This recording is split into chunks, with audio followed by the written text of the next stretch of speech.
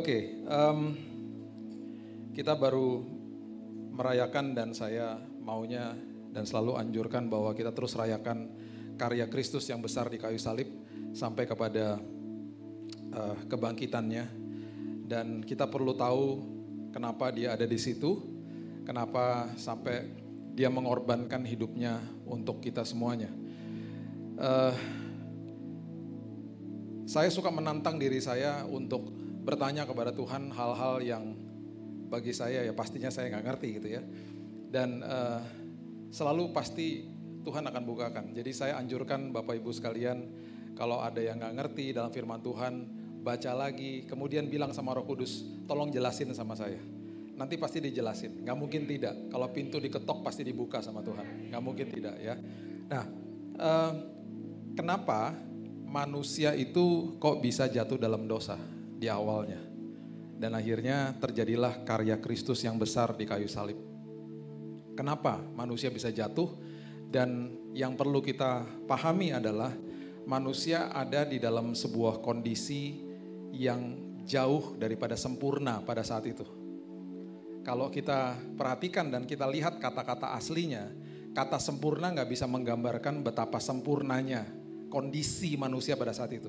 Jadi seringkali dikatakan dengan kata more than perfect, lebih daripada sempurna. Sekarang pertanyaan yang paling penting harus kita pikirkan. Di dalam kondisi yang lebih daripada sempurna, kok manusia bisa jatuh dalam dosa? Kalau di dalam kondisi yang lebih daripada sempurna manusia bisa jatuh dalam dosa, apalagi kita toh, yang kondisi kita jauh daripada sempurna. Di dalam dunia yang penuh dengan kegelapan ini. Iblis menemukan modus operandi dan sebuah celah yang kemudian dia berhasil membohongi manusia. Dan karena itu menjadi rentetan dari akhirnya sebuah karya yang besar di kayu salib. Karena itu terjadi pemulihan Tuhan dengan manusia, akhirnya Tuhan memberitahu kepada kita perkara-perkara yang besar dan sebuah pelajaran yang penting, karena Tuhan juga tahu manusia jatuh dalam dosa karena alasan itu. Itu yang kita mau bongkar pada pagi hari ini, supaya hidup kita berkemenangan di dalam Tuhan. Kehadiran itu belum tentu akan ada hadirat. Saya ulangi. Sebuah kehadiran belum tentu ada hadirat di dalamnya. Contoh. Saya misalnya ketemu sama Pak Wijaya, hari ini misalnya saya ketemu. Ngobrol-ngobrol, ternyata kemarin itu misalnya ada sebuah pesta perkawinan di hotel besar, di ballroom yang besar. Dan ketika ngobrol-ngobrol kita baru tahu bahwa kita berdua sama-sama hadir di situ. Lah, kok gak ketemu Pak? Pernah mengalami kayak begitu mungkin ya? Lah, kok gak ketemu? Saya juga jam segitu ada di situ. Ya maklumlah karena tempatnya besar, banyak orang. Gak ketemu. Sama-sama hadir gak? Sama-sama hadir. Kehadiran itu artinya datang. Kehadiran itu artinya ada. Ada. Hadirat itu artinya countenance to countenance, face to face, muka ke muka, ketemu. Saya tidak merasakan hadirat Pak Wijaya karena saya tidak ketemu sama dia. Di dalam sebuah kehadiran belum tentu ada hadirat. Di dalam sebuah hadirat pasti ada kehadiran. Itu sebabnya kita harus mengerti di dalam prinsip firman Tuhan, ya. Seringkali di dalam bahasa Indonesia kurang tepat, ada 1.500 kata yang sedang digodok. Mudah-mudahan lembaga Alkitab segera mengeluarkan Alkitab yang terbaru. Salah satu kata yang diterjemahkan dalam bahasa Inggris dikatakan when I'm awake, ketika saya bangun, you are still there. Engkau tetap ada Tuhan. Dengan kata lain si pemazmur mau kasih tahu bahwa sebelum saya tidur engkau ada, selagi saya tidur engkau memandang aku, engkau tetap ada. Waktu aku bangun, engkau tetap ada di situ. Yang dia mau kasih tahu sama kita bahwa Tuhan selalu ada, nggak pernah nggak ada dalam hidup orang percaya. Masalahnya saya suka menggelitik di hati saya ketika ada orang ngomong begini. Kalau lagi saya ikut ibadah, saya tadi nggak rasa hadirat Tuhan Pak, misalnya. Saya nggak rasa hadirat Tuhan. Yang salah siapa? Tuhan atau dia? Ada orang datang ke hadir di dalam tempat ibadah seperti ini. Ada yang pulang mengatakan begitu. Saya rasakan hadirat, saya tidak rasakan hadirat. Kehadiran Tuhan, hadirat Tuhan tidak bisa dirasakan dengan emosi saja. Betul, kadang-kadang emosi kita, kadang-kadang tersentuh dan kita bisa menangis rasakan hadirat Tuhan. Selebihnya kita seringkali ya hidup dalam kehidupan sehari-hari ya gak secara emosi bisa rasakan hadirat Dia. Makanya di dalam perjalanan ke Emmaus, kalau kita bongkar eksposisi perjalanan ke Emmaus, kenapa Dr. Lukas menulis bahwa Yesus mendekati dua murid yang sedang pulang ke kampung, dia lagi ngajarin sesuatu, dibutakan mata mereka. Dia lagi ngajarin sesuatu begini, sebentar lagi saya akan naik ke surga, sebentar lagi secara fisik kamu gak akan lihat saya. Yang kamu harus lakukan, percaya sama firmanku, karena firmanku mewakili aku. Sampai hari ini kita gak lihat Yesus secara fisik, kita melihat Yesus di dalam pengalaman hidup dan dalam firman Tuhan. Jadi hadirat Tuhan gak bisa dirasakan lewat cuman emosi, hadirat Tuhan dirasakan lewat iman. Karena apa? 24 jam sehari Dia hadir, Dia ada di situ. Makanya di perjalanan badai di dalam perahu, Dia katakan, kenapa sih kamu gak percaya? Karena walaupun Dia tidur di situ, Dia ada di situ. Sekali lagi ya, saya pernah katakan di waktu yang lalu, saya lebih baik ada di perahu, walaupun perahunya menghadap badai, tapi ada Yesus di situ, daripada saya ditinggal nggak menghadapi badai tapi nggak ada Yesus. Berarti hidup saya nggak pernah bertumbuh, hidup saya begitu-begitu aja. Saya mendingan ada di dalam badai dan saya bertumbuh di dalam Tuhan. Karena itu berarti saya diberkati sama Tuhan. Itu maksudnya. Nah, kenapa saya ngomong hadirat? Karena iblis berhasil memisahkan hadirat manusia dengan Tuhan. Perhatikan pelajaran ini baik-baik, supaya kita menghargai karya Kristus di kayu salib. Oke? Hadirat manusia dengan Tuhan berhasil dipisahkan sama iblis karena dia menemukan celahnya. Coba lihat Kejadian pasal yang ketiga. Ini celahnya. Kejadian pasal yang ketiga ayat 4 sampai ayat yang ke-6 mengatakan begini. Sampai ayat 5 dulu saya baca ya. Tetapi ular itu berkata kepada perempuan itu, sekali-kali kamu tidak akan mati. Dibohongin, kamu gak akan mati. Padahal Tuhan bilang begini, kalau kamu makan buah itu, you will surely die. Kamu pasti mati. Sebentar saya jelasin maksudnya apa. Tetapi Allah mengetahui bahwa pada waktu kamu memakannya, matamu akan terbuka, kamu akan menjadi seperti Allah, tahu tentang yang baik dan yang jahat. Oke, satu-satu ya. Oke. Kamu pasti mati, itu perintah daripada Tuhan kalau kamu makan buah itu. Perhatikan prinsip ini baik-baik. Kematian di awal sudah ada, tetapi kematian diciptakan dalam kondisi mati. Saya ulang ya, kalau belum ngopi pasti nggak langsung nangkep nih. Saya coffee addict soalnya. Death was created, kematian ada, tapi posisinya mati. Kematian ada, tetapi tidak berkuasa atas manusia. Itu maksudnya. Ada kematian. Ada, tapi manusia berkuasa atas kematian. Kematian tidak berkuasa atas manusia. Ada kematian. Nah, Tuhan katakan begini, kalau kamu makan itu, kalau kamu tidak taat, kamu akan mengaktifkan kematian. Itu maksudnya. Itu kata dalam bahasa Inggrisnya, you will surely die. Dan firman Tuhan selalu melebihi namanya, Mazmur katakan.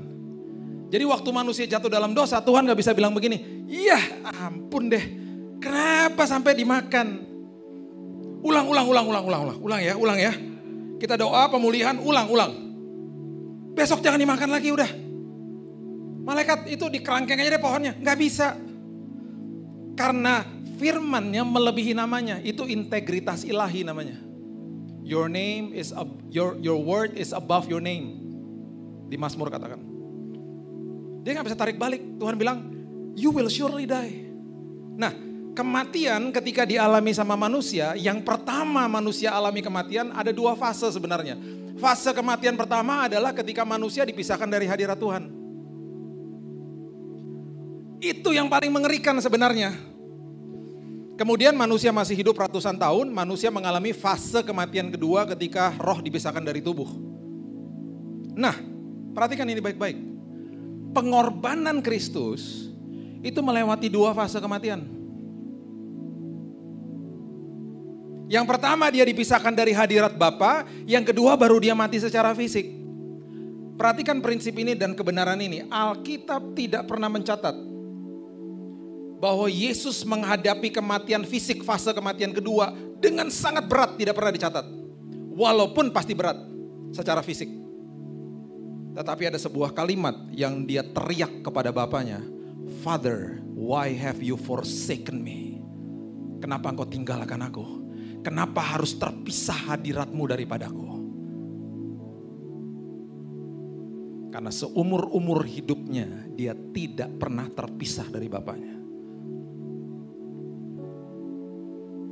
Itu sebabnya dia katakan begini, kalau bisa lalulah cawan ini daripadaku. Bukannya berarti dia gak mau mati, bukan. Kalau bisa ada jalan lain, tapi saya gak terpisah sama hadiratmu. Gak bisa juga. Karena fase kematian yang dialami manusia, A diganti A, B diganti B, itu pengorbanan namanya. Jadi waktu manusia diusir dari taman itu dipisahkan dari hadirat Tuhan. Dan pengorbanan harus lewat itu juga. Makanya dia ketika berdoa peluh bercampur darah. Proses yang namanya proses medisnya itu namanya hematohidrosis. Ditulis sama dokter Frederick Zugibe. Dia tulis begini. Itu adalah tingkat stres yang paling akut. Sampai peluh bercampur darah. Selama saya praktek, saya nggak pernah lihat orang sampai titik itu. Karena sebelum manusia sampai ke titik hematohidrosis, manusia udah bunuh diri. Manusia udah nggak kuat. Yesus alami semuanya. Karena dia alami semua yang dia alami. Kalau kita lihat semuanya, yang dia tebus, yang dia alami. Supaya apa? Supaya kita nggak usah alami. Jadi kalau orang Kristen masih stres, berarti orang Kristen nggak kenal firman Tuhan. Karena stres pun sudah dikalahkan sama dia. Peluh bercampur darah. Kenapa seperti begitu? Karena dia tahu sebentar lagi dia akan dipisahkan dari hadirat Bapanya. Itu sebabnya dia berteriak, kenapa engkau tinggalkan aku Bapa? Dan iblis berhasil memisahkan ini. Dan di ayat yang ke-5 ini adalah kuncinya yang harus kita bahas hari ini. Dia bilang begini, Allah mengetahui pada waktu kamu memakannya matamu akan terbuka. Padahal udah terbuka matanya. Kamu akan menjadi seperti Allah, tahu yang baik dan yang jahat. Tahu nggak ini kondisinya apa? Perhatikan ini baik-baik. Iblis lagi menghembuskan sebuah kebohongan yang dia lagi kasih tahu sama manusia. Kondisimu yang lebih daripada sempurna ini tidak cukup. Dan ketika manusia merasa tidak cukup, manusia otomatis tidak mengucap. Itu alasan manusia jatuh dalam dosa. Saya buktikan kepada saudara. Manusia jatuh dalam dosa karena manusia tidak mengucap syukur. Dan ketika manusia tidak mengucap syukur, di titik manusia tidak mengucap syukur, perhatikan ayat yang berikut ini. Perempuan itu melihat bahwa buah pohon itu baik untuk dimakan dan sedap kelihatannya. Lagi pula pohon itu menarik hati karena memberi pengertian. Lalu ia mengambil buahnya dimakan, diberikan juga kepada suaminya yang bersama-sama dengan dia dan suaminya pun memakannya. Di titik manusia tidak mengucap syukur, dosa kelihatan menarik. Pohon itu ada di tengah-tengah mereka dan mungkin setiap hari mereka lihat. Di dalam kondisi yang senantiasa mengucap syukur, dosa gak pernah kelihatan menarik. Alkitab tidak pernah mencatat bahwa mereka melihat pohon itu menarik hati dan sedap untuk dimakan buahnya. Tidak pernah. Mereka pasti setiap hari dalam kondisi yang mengucap syukur, lihat pohon itu pasti, itu dia tuh pohonnya. Terus mereka udah cukup rasanya, mereka udah suka dan penuh dengan sukacita. Mereka tenang-tenang aja hidupnya, dosa gak kelihatan menarik. Tetapi di hari di mana iblis membohongi mereka bahwa kondisimu gak cukup. Di hari mereka tidak mengucap syukur, tiba-tiba, hah kok menarik ya kelihatannya ya.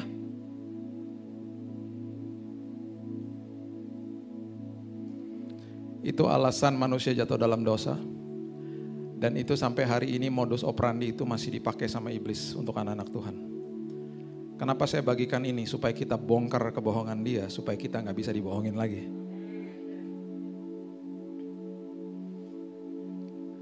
Dan ini yang terjadi. Kejadian 3 ayat 23 sampai 24. Lalu Tuhan Allah mengusir dia dari Taman Eden supaya ia mengusahakan tanah dari mana ia diambil. Ia menghalau manusia itu dan di sebelah timur Taman Eden ditempatkannya lah beberapa kerub dengan pedang yang bernyala-nyala dan menyambar-nyambar untuk menjaga jalan ke pohon kehidupan. Ini fase kematian pertama. Manusia dipisahkan dari hadirat Tuhan. Dan yang menjaga hadirat Tuhan, saya gak punya waktu untuk bahas tentang pohon kehidupannya. Itu segmen sendiri lagi. Kita bahas ini aja dulu. Manusia dipisahkan dari hadirat Tuhan. Ketika manusia dipisahkan dari hadirat Tuhan, yang menjaga hadirat Tuhan, bukannya berarti hadirat Tuhan harus dijaga, bukan. Yang mengawal hadirat Tuhan pada saat itu, ditugaskan untuk mengawal. Itu namanya malaikat kerub. Malaikat kerub, Bapak Ibu bisa baca di Yeskiel, itu mukanya 4 sisi. Tubuhnya ada bara api, kalau jalan berderu-deru, itu malaikat kerub. Saya ketika menjelaskan ini kepada anak-anak saya ketika mereka masih kecil-kecil dan saya ajarkan mereka tentang perserikatan kemalaikatan, saya ngajarinnya begini. Departemen penerangan yang pimpin namanya Gabriel. Dia yang ditugaskan untuk kasih berita, betul? Itu departemen yang paling ini tuh, paling kalau ditugaskan paling aduh, capek deh. Mungkin ya, ini kalau saya lagi cerita sama anak saya begitu. Kenapa? Karena setiap kali mereka datang manusia takut. Dan mereka harus punya SOP, jangan takut. Dah elah ribet amat sih. Saya malaikat, saya bawa berita. Begitu kan selalu kan. Cuman ada satu yang ketika malaikat turun dia gak takut. Dan tidak bangun. Kisah Rasul 12 nanti baca sendiri di rumah. Ketika Petrus sedang dibelenggu, ada di dalam penjara. Malaikat turun dijelaskan dengan jelas. Malaikat Tuhan turun, itu Lukas yang tulis.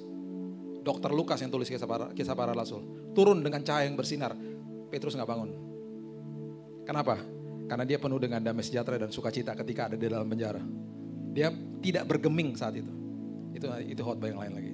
Itu saya coba masukin aja di situ. Oke, Departemen Pertahanan. Yang pimpin namanya Michael. Ketika Daniel berdoa, Michael mengirim anak buahnya. Tolong jawab doanya, cepat turun. Dihadang sama malaikat Persia, iblis. Tertulis di kitab Daniel. Akhirnya bosnya turun. Kenapa lo? Gitu. Kira-kira gitu kali ngomongnya. Ribet bos, ini lagi perang bos gini. Udah lo turun buruan sana, I'll take care of this. Dia bilang gitu. Dia berkelahi, dia turun, anak buahnya turun ke Daniel. Mohon maaf bos, saya tertahan di udara. Ngomong gitu dia. Itu kalau dijadikan Marvel keren banget. Keren banget. Departemen Praise and Worship. Yang pimpin namanya Lucifer. Karena dia tidak mengucap syukur dan rasa tidak cukup. Sombong toh akhirnya. Rasa gak cukup kan, mau jadi seperti Tuhan toh. Dipecat. Dan ketika dia dipecat, kebohongan itu masalahnya dia dikasih sama manusia dan manusia percaya. Departemen Praise and Worship kosong toh jabatannya. Alkitab mencatat apa? Dibuka lowongan. Aku mencari penyembah-penyembah yang menyembah aku dalam roh dan kebenaran. Siapa? Kita semuanya. Kita diminta untuk menggantikan dia. Itu sebabnya dia paling benci sama kita. Ada satu lagi departemen, kalau saya bilang selalu departemen pas pampres. Itu kerub. Itu kerub. Makanya ketika Bapak Ibu lihat tabut perjanjian, itu di atasnya ada wings. That's the wings of cherub. Dan imam besar, kalau sampai dia tidak kudus dan masuk ruang maha suci, dan dia harus dibunuh di situ, yang bunuh malaikat kerub. Karena malaikat kerub yang menjaga hadirat Tuhan, pas pampresnya. Kira-kira demikianlah perserikatan kemalaikatan. Oke. Itu semua terjadi, ya itu semua terjadi, dan Tuhan yang sangat luar biasa, dia mulai katakan begini kepada manusia di Keluaran. Pasal yang ke-22 ayat yang ke-5 dia katakan begini. Saya mau memulihkan hubunganku dengan manusia. Tetapi di zaman perjanjian lama semuanya serba fisik. Keluaran 25 ayat yang ke-8 Keluaran 25 ayat yang ke-8. Mereka harus membuat tempat kudus bagiku. Supaya aku akan diam di tengah-tengah mereka. Jadi Tuhan bilang begini, ayo buat tempat kudus. Supaya aku ada di situ. Supaya hadiratku bisa engkau rasakan. Itu maksudnya. Supaya kehadiranku bisa pulih sama manusia. Ini belum ada pengorbanan Kristus. Sekali lagi, semua perjanjian lama kalau Bapak Ibu baca semuanya serba fisik. Dimulai dari mezbah, kemudian ada tabernakel Musa, kemudian ada kemah Daud, kemudian ada bait Allah 1 dan 2 yang didirikan Salomo dan Herodes. Dan di dalamnya ada tabut perjanjian, itu lambang daripada hadirat Tuhan. Semua yang dibaca di perjanjian lama serba fisik, masuk ke dalam perjanjian baru, dimasukin ke dalam manusia. Sekarang kita bisa rasakan hadirat Tuhan di mana saja. Engkau bisa menghampiri tahtaku kapan saja, di mana saja, dalam posisi apa saja. Jadi kalau ada yang masih berpikir begini, saya gak mau Pak datang ke hadirat Tuhan, saya masih dosa. Orang kalau mandi gak bersih-bersih dulu, mandi ya mandi aja. Datang ke hadirat Tuhan lagi dimandiin sama Tuhan, dibersihkan sama Tuhan. Engkau bisa menghampiri tahta kerajaanku kapan saja. Kenapa? Karena yang aku lihat bukan dosamu, yang aku lihat Kristus yang mati bagimu. Kan anak domba Allah. Zaman itu waktu yang dilihat itu bukan orang dosanya, yang diexamine sama imam besar adalah hewannya. Hewan yang dikorbankan. Korban sulung yaitu Yesus. Bapa melihat Yesus, itu sebabnya kita dilayakan. Makanya jangan pernah bilang di atas mimbar kalau berdoa, Tuhan layakan kami hari Minggu ini Tuhan untuk datang ke hadirat-Mu. Enak aja. Doanya gak bisa begitu, doanya gini, Tuhan terima kasih Engkau sudah melayakan aku untuk datang ke hadirat-Mu. Kasih karunia udah dikasih sama Tuhan. Kita berdoa dari posisi menang, bukan minta kemenangan. Tuhan aku percaya kesembuhan sudah aku terima. Tuhan aku percaya kemenangan sudah aku terima. Tuhan terima kasih bahwa imanku mengalahkan dunia. Aku berdoa dari posisi yang sudah menang. The victory is on my side. Tuhan katakan begitu sama manusia. Ayo bangun mezbah. Masuk ke dalam perjanjian baru. Dimasukin sini toh. Yang dulu kalau sakral apa? Bait Allah sakral. Sekarang apa? Yesus katakan begini. Udah enggak. Sebentar lagi ada yang melebihi bait Allah. Murid-muridnya bingung. Hah, melebihi bait Allah? Ini kan besar banget Tuhan. Matius 12 Yesus katakan begitu kepada murid-muridnya. Markus 13 mereka baru keluar dari bait Allah, mereka bilang gini, Yesus ini kan gede banget. Lebih besar dari kayak begini nanti dibangun lagi. Enggak, bentar lagi ini malah akan runtuh katanya. Dihancurkan ketika perang. Dipertajam sama Paulus. Tubuhmu adalah bait Allah. Wahyu pasal yang keempat ayat 9 mengatakan begini. Wahyu 4 ayat 9. Ya, dimasukin dalam sini nih sekarang. Setiap kali makhluk-makhluk itu mempersembahkan puji-pujian dan hormat dan apa? Ucapan syukur kepada Dia yang duduk di atas tahta itu dan yang hidup sampai selama-lamanya. Dulu mezbah, sekarang ketika engkau mau merasakan hadiratku, ngucap syukur. Karena aku tahu manusia jatuh dalam dosa karena tidak mengucap syukur. Mazmur 100 ayat 4 mengatakan apa? Masuk ke dalam pintu gerbangnya dengan nyanyian apa? Nyanyian syukur toh. Mau masuk ke hadirat Tuhan, passwordnya ngucap syukur. Mau tambah lagi, merasakan dan betul-betul termanifestasi hadirat Tuhan selalu ada. Termanifestasi dalam hadirat Tuhan, ngucap syukur terus. Catat ini baik-baik, 3 hal saja saya mau berikan dengan cepat. Yang pertama, ketika kita mengucap syukur, kita sedang memposisikan diri kita untuk sangat sulit jatuh dalam dosa. Sangat sulit jatuh dalam dosa. Makanya saya kalau konseling anak-anak Tuhan yang jatuh dalam dosa macam-macam lah ya, pasti akarnya itu. Salah satunya dosa perselingkuhan. Ketika ditanya selalu gitu, ujung-ujungnya. Coba ceritain dari awal Pak. Iya Pak, sekretaris di kantor udah bertahun-tahun loh Pak sama saya. Gak pernah kelihatan menarik Pak. Tapi kapan Pak kelihatan menariknya Pak? Iya Pak, satu hari saya bangun pagi, saya lihat istri saya ngorok Pak. Mulai ada suara gini. Jelek banget ya. Itu baru awal. Berikutnya gini.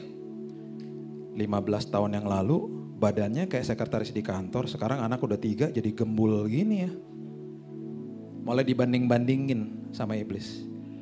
Sama seperti ketika manusia dibohongi sama dia. Diberikan kondisi tidak cukup. Kondisimu sekarang gak cukup. Lihat tuh tetanggamu beli mobil baru. Mobilmu jelek. Kamu belum di level yang itu. Tuh lihat tuh dia. Dibentrokin sama yang lain. Makanya ada istilah di Jakarta apa? Gengsi. Manusia dirusak gambar dirinya. Padahal dia diciptakan serupa dan segambar seperti Tuhan. Saya diundang ke reuni SMA saya. SMA saya nggak usah sebut lah ya, SMA negeri gaul banget lah pokoknya. Diundang ke reuni.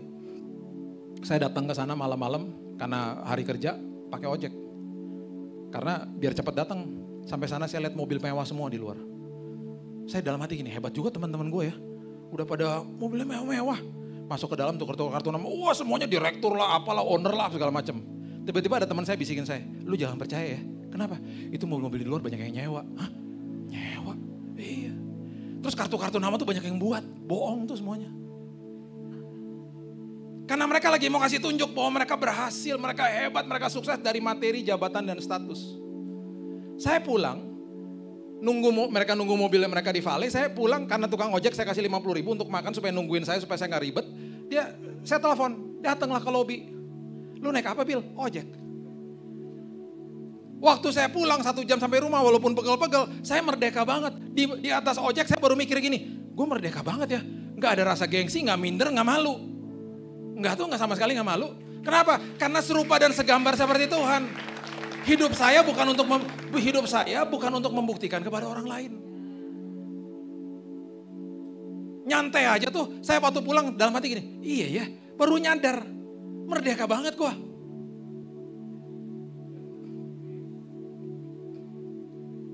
Setelah dia lihat istrinya yang udah gembul itu, di hari dia tidak mengucap syukur, sama seperti tadi kita baca. Di hari itu ketika dia masuk kantor, sekretaris yang dilewatin setiap kali kelihatan menarik. Dosa kelihatan menarik. Saya nggak katakan sekretaris itu dosa ya, bukan ya. Iblis memberikan dosa, kasihan banget sekretaris, nggak salah apa-apa. Itu dosa tuh. Orang cantik dibilang dosa ya ngawur juga, bukan begitu maksudnya. Dosa bisa diplanted sama iblis di mana aja. Dosa seliuran kok di mana-mana. Tapi dosa nggak akan kelihatan menarik kalau kita hidupnya senantiasa ngucap syukur. Yang kedua, perhatikan Kejadian pasal yang ke-22 ini. Kejadian 22 ayat yang kelima mengatakan begini. Kata Abraham kepada kedua bujangnya itu, tinggallah kamu di sini dengan keledai ini, aku beserta anak ini akan pergi ke sana. Ini bicara soal tanah Moria. Tanah Moria adalah tempat di mana dia akan mengorbankan Ishak. Kami akan sembayang, kata sembayang adalah worship with thanksgiving, itu artinya, bahasa aslinya. Sesudah itu dia katakan begini kepada bujangnya, aku kembali kepadamu atau kami kembali kepadamu. Berarti Abraham bilang begini, gua gak tahu apa yang terjadi di atas, tapi gue tahu satu dengan iman, apapun terjadi gue akan balik lagi sama anak gue. Jadi dia katakan bukan aku kembali, kami akan kembali. Sebelum dia katakan kami akan kembali, dia worship with thanksgiving. Dia ngucap syukur dulu sama Tuhan. Di dalam ucapan syukur, iman kita terstimulasi. Bayangin lagi menghadapi masalah. Terima kasih ya Tuhan. Aku gak punya drone di atas, aku gak bisa lihat ujungnya. Tuhan bisa lihat. Pimpin aku aja ya Tuhan, aku gak bisa lihat soalnya. Aku percaya sama pimpinanmu, aku tidak lagi mau mempertanyakan bagaimana, kapan, dan sampai di mana. Aku mau ikut sama Tuhan aja, pimpinan Tuhan. Pimpin ya Tuhan. Tuhan yang bisa lihat kok semuanya. Tuhan bahkan sudah ada di hari esok aku, karena Engkau menembus waktu Tuhan. Aku gak bisa lihat. Pimpin aku aja Tuhan. Dan selagi aku berjalan, walaupun di depan mata jasmaniku gak enak, aku senantiasa akan kasih tahu, Tuhan Kau baik ya Tuhan. Kau luar biasa. Aku belajar memandang kepada Tuhan, bukan mandang masalahku Tuhan. Sama seperti dari 12 pengintai ketika mereka pulang, mereka katakan, betul mereka raksasa. Tetapi Tuhan saya lebih raksasa. Tuhan saya lebih hebat. Tuhan saya lebih luar biasa. Masalah saya besar, tapi Tuhan saya lebih besar. Iman kita akan terstimulasi. Makanya kondisi kesehatan jiwa, ketenangan jiwa gak bisa diukur dari apa yang terlihat. Manusia mengejar hal-hal yang terlihat, jabatan, harta, status. Manusia lupa, kenapa dikejar? Karena mau dipertontonkan sama orang lain. Manusia lupa, manusia tidak kejar yang namanya damai sejahtera, sukacita, hikmat, pengharapan, hal-hal yang ada di dalam, yang memperkaya hidupnya. Makanya kenapa teman saya yang tinggal di kos-kosan, dengan gaji awal sebuah perusahaan kecil, hidupnya happy-nya minta ampun. Teman saya satu lagi, dua-duanya anak-anak Tuhan kok, suka ke gereja, setiap minggu rajin ke gereja. Yang satunya lagi punya apartemen rumah hebat di perumahan yang sangat hebat lah di Jakarta. Satu hari loncat dari apartemennya bunuh diri. Dua-duanya dengar firman. Yang satu ngucap syukur, yang satunya gak ngucap syukur. Banding-bandingin hidupnya sama orang lain. Gak pernah rasa cukup. Oke, yang terakhir, 2 Tawarikh 20 ayat yang ke-13 mengatakan begini. 2 Tawarikh 20 ayat yang ke-13. Sementara itu seluruh Yehuda berdiri di hadapan Tuhan, juga segenap keluarga mereka dengan istri dan anak-anak mereka. Kenapa? Karena Bani Moab dan Bani Amon mau menyerang mereka. Bani Moab sama Bani Amon adalah bani yang lahir dari incest. Ketika mereka perang, bukan sekedar serdadu yang dibunuh, anak dan istri diambil sebagai budak. Makanya seluruh bangsa menghadap Tuhan. Ayat 17, dalam peperangan ini tidak usah kamu bertempur, hai Yehuda dan Yerusalem. Tinggallah berdiri di tempatmu dan lihatlah bagaimana Tuhan memberikan kemenangan kepadamu. Janganlah kamu takut dan terkejut, majulah besok menghadapi mereka, Tuhan akan menyertai kamu. Oke.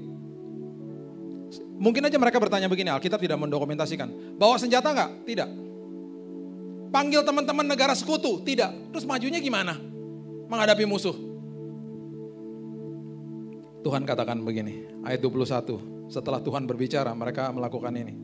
Ayat 21. Setelah ia berunding dengan rakyat, ia mengangkat orang-orang yang akan menyanyi nyanyian untuk Tuhan dan memuji Tuhan dalam pakaian kudus yang semarak pada waktu mereka keluar di muka orang-orang bersenjata. Sambil berkata, nyanyikanlah nyanyian syukur bagi Tuhan, bahwasannya untuk selama-lamanya kasih setianya. Dengan kata lain Tuhan katakan begini, maju dengan ucapan syukur. Bergetar gak lututnya? Pastilah. Disuruh berhadap sama musuh yang bersenjata, Alkitab katakan. Majunya gak bawa apa-apa. Majunya ngapain? Nyanyikan nyanyian syukur bagiku. Dengan kata lain Tuhan katakan begini. Kamu tahu kan? Kalau kamu mengucap syukur, hadiratku turun. Dan ketika aku turun dengan hadiratku, aku bawa malaikat kerub sama-sama aku. Dan apa yang terjadi? Kebingungan dong mereka. Berperang satu sama lain. Kan kalau jalan berderu-deru, 4 sisi, ada bara api kalau datang. Malaikat kerub. Yang terjadi adalah di ayat yang ke-24. Ketika orang Yehuda tiba di tempat peninjauan di padang gurun, mereka menengok ke tempat laskar itu. Tampaklah semua telah menjadi bangkai berhantaran di tanah, tidak ada yang terluput. Mati semuanya. Yang lebih hebat lagi ayat 25, lalu Yosafat dan orang-orangnya turun untuk menjarah barang-barang mereka. Mereka menemukan banyak ternak, harta milik, pakaian, barang-barang berharga. Yang mereka rampas itu lebih banyak daripada yang dapat dibawa. 3 hari lamanya mereka menjarah barang-barang itu karena begitu banyaknya. Bukan sekedar musuh kita dihalau sama Tuhan. Ada perkenanan Tuhan menanti di balik itu. Ketika kita maju dengan ucapan syukur. Ada kuasa di balik ucapan syukur. Begitu dahsyatnya sebuah ucapan syukur. Karena Tuhan tahu manusia jatuh ke dalam dosa karena ucapan syukur. Karena tidak mengucap syukur. Itu sebabnya dia katakan isi hidupmu dengan ucapan syukur. Bapak Ibu sudah tahu lah kondisi saya waktu saya sakit. Hal pertama yang saya katakan kepada istri saya ketika saya divonis mati. Saya bilang gini, sayang tiap hari jangan sampai lupa kita perjamuan dan kita nyanyikan nyanyian syukur kepada Tuhan. Karena ada kuasa di balik ucapan syukur. Setelah saya disembuhkan sama Tuhan dalam hitungan hanya 1 bulan. Waktu istri saya ngecek ke bawah. Sekali lagi ya, saya pergi ke Singapura dirawat di sana itu karena kemurahan Tuhan. Saya nggak punya asuransi, Tuhan yang bayarin. Sampai di situ, istri saya tanya berapa billingnya dengan lutut yang bergemetar. Ya iyalah, nanya tagihan berapa ya gemetar lututnya. Mbaknya bilang gini, udah lunas bu. Ada 80 orang datang menjenguk saya tanpa saya undang. Sepertiganya saya gak kenal. Udah lunas bu, bahkan kelebihan bayarnya. Kami pulang ke Indonesia, bawa uang kelebihan. Sampai saya bilang sama istri saya, telepon orang-orang yang sedang sakit, khususnya teman-teman yang kita kenal. Tabur semuanya. Ini dari Tuhan, balikin kepada mereka. Tuhan bantu kita, sekarang kita bantu orang. Saya di detik terakhir, saya bilang gini sama istri saya, besok kita pulang, oke. Book pesawat dong. Kita cari berdua di Traveloka. Yang paling murah Lion Air 600.000. Murah nih, ya ini aja yang paling murah itu. Kita mau ngeklik, tiba-tiba ada telepon masuk. Teman istri saya, Ci, Lu kapan pulang? Besok. Udah beli tiket? Ini baru mau beli. Jangan. Loh kenapa? Gua kan world traveler. Dia teman kita, tiap tahun keliling dunia. Masih single. Siapa yang berminat silahkan. Cewek, cantik, masih single. Ya, cinta Tuhan. Paling penting tuh cinta Tuhan. Keliling dunia tiap tahun. Karena gak punya keluarga, keliling dunia. Tiket SQ-nya Singapore Airlines itu poinnya kebanyakan. Dia bilang 2 bulan lagi nih poin gue angus. Sayang dong, sementara gue bisa kasih lu. Udah tenang dulu, gue urus, minta nama lu. Nah, setengah jam kemudian ada email masuk. Kita berdua dikasih bisnis kelas sama dia. Saya pulang, saya duduk di bisnis sampai saya fotoin. Udah disembuhin Tuhan, dibayarin sama Tuhan, dikasih bisnis kelas lagi pas pulang. Itu yang saya ingat sama Yosafat. Ketika musuhmu dihalau, di balik itu ada perkenanan Tuhan. Kenapa? Mengucap syukur. Saya akan tutup dengan ini ya. Daud bilang begini sama advisernya, Nabi Nathan. Lu tanya sama Tuhan, gue mau mendirikan bait Allah. Karena tabut perjanjian yang lambang daripada hadirat Tuhan, begitu menghargainya hadirat Tuhan, itu ada di bawah kemah yang reot. Kemah Daud. Sementara kita tinggal di istana yang dari kayu aras. Enak aja, gak pantas banget sih. Itu kan hadirat Tuhan, hargai dong. Sekali lagi ya, semua serba fisik saat itu. Nabi Nathan datang kepada Tuhan. Nabi Nathan balik, dia bilang ini, bos gak usah bos. Tuhan bilang gak usah, nanti biar anakmu yang akan membangun bait Allah. Siapa namanya? Salomo. Tetapi karena inisiatifnya datang dari bapaknya, dari Daud, perjanjian kudus, ada holy covenant yang Tuhan lakukan kepada Daud. Dia katakan begini, keluarga, kerajaan dan keturunanmu akan aku kokohkan sampai selama-lamanya. Gara-gara dia mau bangun bait Allah. Karena gara-gara dia menghargai hadirat Tuhan. Apa yang terjadi? Beberapa generasi ke bawah hidup di dalam dosa. Dan Alkitab mencatat dengan sangat jelas. Harusnya aku koyakkan kerajaanmu. Tetapi karena moyangmu Daud, aku luputkan engkau. Ada holy covenant. 300 tahun Daud udah gak ada. Hiduplah seorang raja namanya Raja Hizkia. Dikepung sama bangsa Asyur. 185.000 tentara ngepung dia. Apa yang terjadi? Pada malam hari malaikat Tuhan turun. Itu pasti kerub. Dan 185.000 tentara Asyur mati. Itu 300 tahun loh, Daud udah gak ada. Dan firman Tuhan katakan begini, aku lakukan itu karena namaku, for my namesake, untuk kemuliaanku, dan karena moyangmu Daud. Siapa keturunan Daud sampai hari ini? Bangsa Israel. Gak sampai 5% percaya Yesus. Bangsa itu bukan sekedar diluputkan, bangsa itu merupakan bangsa yang menguasai semua aspek kehidupan. Sekarang ada tur ke Tel Aviv, yang kita bisa datang ke pabrik-pabrik dan ke kantor-kantor dan mempelajari inovasi mereka. Ada perusahaan namanya Given Image yang membuat kamera terkecil yang bisa masuk ke tubuh manusia. Dunia medis dikuasai. Dunia perbankan dikuasai. Saya tinggal 13 tahun di Amerika, punya teman-teman marinir yang suka pergi ke Israel. Saya tanya, ngapain sih ke sana? Belajar. Karena sistem keamanan mereka yang rancang, bukan kita. Bukan sekedar mereka dijaga Tuhan, keturunannya, keluarganya, kerajaannya dikokohkan sampai selama-lamanya. Prosesor yang Bapak Ibu pegang di handphone kita masing-masing, itu buatan mereka. Mereka gak butuh nama, gak butuh merek. Semua merek yang buat handphone bayar royalti ke mereka. Dahsyat bangsa ini. Apalagi kalau kita bicara Yerusalem, dahsyat. Kenapa? Ada perjanjian kudus. Saya tutup dengan kalimat ini. Hargai hadirat Tuhan. Ucap syukur senantiasa. Keturunan dan keluarga kita akan dikokohkan sama Tuhan. Dikokohkan sama Tuhan. Kita akan membuat diri kita untuk sangat sulit jatuh dalam dosa. Iman kita terstimulasi. Musuh kita dikalahkan. Keluarga dan keturunan kita dikokohkan Tuhan. Berikan tepuk tangan kita untuk Tuhan kita. Bapak terima kasih mengucap syukur buat hari ini. Kami sudah belajar Tuhan.